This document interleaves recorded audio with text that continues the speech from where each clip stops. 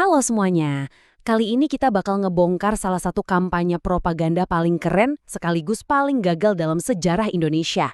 Jadi, setelah Belanda berhasil diusir, Jepang datang nih. Tapi mereka nggak cuma bawa tentara, mereka bawa sebuah rencana besar buat merebut hati kita semua yang namanya Gerakan 3A.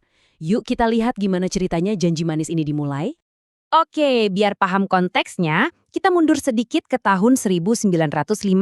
Bayangin deh, di zaman itu, negara-negara Eropa itu kan jagoannya dunia.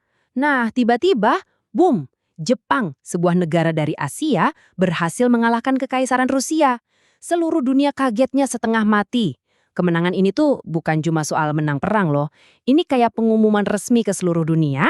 Hei, lihat sini, ada kekuatan baru dari Asia. Dan kebangkitan Jepang ini cepet banget, gila. Cuma dalam 10 tahun.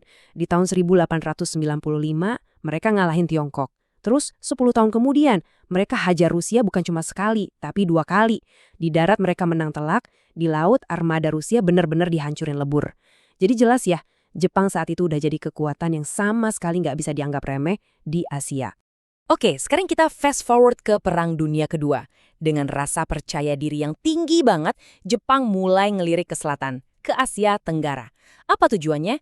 Ya buat menyingkirkan semua kekuatan kolonial Eropa yang udah lama bercokol di sana, termasuk Belanda yang waktu itu menguasai Hindia Belanda, alias Indonesia.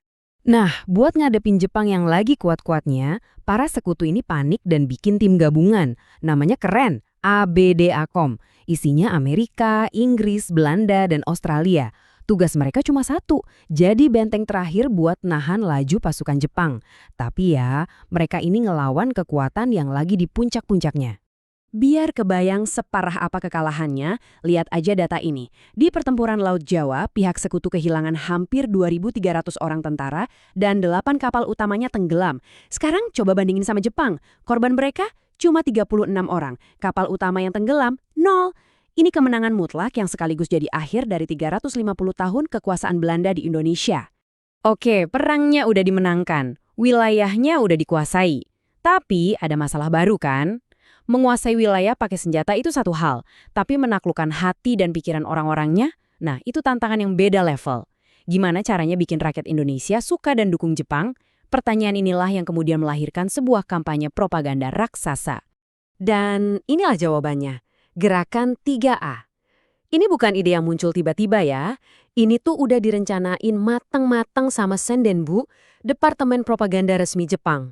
Tujuannya satu dan sangat jelas. Bikin rakyat Indonesia yakin kalau Jepang datang bukan sebagai penjajah baru, tapi sebagai pembebas. Ini dia inti dari propagandanya, slogannya. Simple, kuat, dan gampang banget diingat. Yuk kita bedah satu persatu. Jepang Cahaya Asia, ini janjiin kemajuan dan modernisasi. Jepang Pelindung Asia, ini nawarin keamanan dari penjajah barat. Dan yang terakhir, Jepang Pemimpin Asia. Ini seolah-olah bilang Jepang itu kakak pertua yang bakal ngebimbing kita semua. Coba bayangin kalian hidup di zaman itu. Kira-kira bakal percaya nggak sama slogan ini? Terus gimana cara nyebarinnya? Mereka punya 3 jurus jitu. Pertama, pakai wajah lokal. Mereka nunjuk orang Indonesia, Raden Syamsuddin, jadi pemimpin gerakan ini biar kesannya lebih diterima. Kedua, mereka sasar anak muda dengan bikin pusat pendidikan khusus buat mencuci otak para pemuda. Dan yang ketiga, tentu saja kuasai media. Semua radio dan koran isinya cuma soal kehebatan Gerakan 3A. Rencananya udah keren, strateginya masif, harusnya berhasil dong ya. Tapi ternyata, zong. Gerakan 3A ini umurnya pendek banget, cuma bertahan beberapa bulan aja sebelum akhirnya bubar. Loh kok bisa? Apa yang salah? Nah, ini dia penyebab kegagalannya. Faktor pertama, dan ini penting banget, tokoh-tokoh besar kayak Soekarno dan Hatta nggak mau dukung. Mereka tahu ini cuma akal-akalan. Kedua, isinya tuh Jepang banget. Isinya muji-muji Jepang melulu, bukan ngebangkitin semangat kebangsaan Indonesia. Jadinya, rakyat kita juga pintar. Mereka sadar kalau ini semua cuma buat kepentingan Jepang dan sama sekali nggak ada hubungannya sama kemerdekaan Indonesia. Akhirnya, Jepang sadar kalau strategi mereka nggak berhasil. Tapi mereka nggak nyerah gitu aja loh. Mereka ganti taktik. Gerakan 3A resmi dibubarkan, terus mereka bikin organisasi baru, namanya Putera. Nah, Kali ini mereka belajar dari kesalahan. Mereka akhirnya ngajak tokoh-tokoh nasionalis kita buat gabung.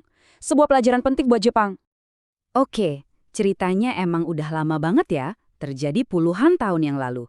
Tapi, jangan salah, pelajarannya itu relevan banget buat kita sekarang, apalagi di zaman serba media sosial kayak gini.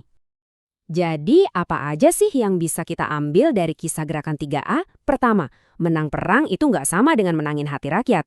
Kedua, propaganda sebagus apapun bakal mental kalau orang yang jadi targetnya ngerasa nggak dapat untung apa-apa. Dan yang paling penting, senjata terbaik buat melawan manipulasi itu adalah kesadaran dan kemampuan kita buat berpikir kritis. Rakyat kita zaman dulu udah membuktikannya. Nah, sekarang giliran kalian yang mikir. Gerakan 3A itu kan pakai kata-kata indah buat menutupi niat aslinya. Kalau kita lihat di media sosial sekarang, banyak banget kan konten yang dibikin cuma buat memengaruhi pikiran kita. Menurut kalian, cara-cara propaganda kayak gini masih ada dan masih efektif nggak di zaman sekarang? Aku beneran pengen tahu pendapat kalian. Coba tulis jawabanmu di kolom komentar ya. Jangan lupa sebutin nama sekolah dan kelas kalian. Kutunggu ya.